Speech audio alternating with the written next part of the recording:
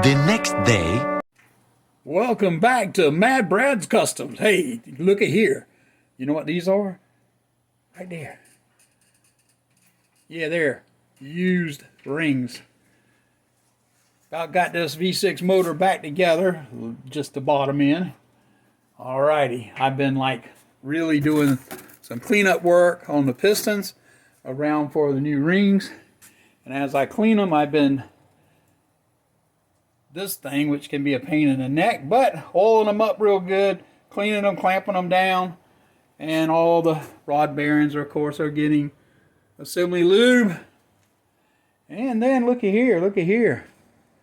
We're down to just one more. This here's just a little bit of dirt from knocking it in. That's no big thing. And not really dirt, just grease. Just so people go, oh no, oh no.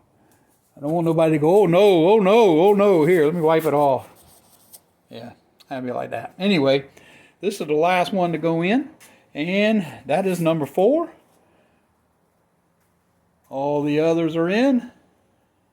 The block has been really cleaned. So I can get the gaskets on and the head bolts in it and bolt that down. And then we can keep right on going from there. But anyway, yep, a little V6, I think 4.2. But anyway, it'll be everything replaced in it bearing wise, brand new. And I had to go digging in for the harmonic balancer. Didn't realize I had set it in the back of the Explorer. But yeah, for all you all over America and all my subscribers, we are in Summerville, South Carolina.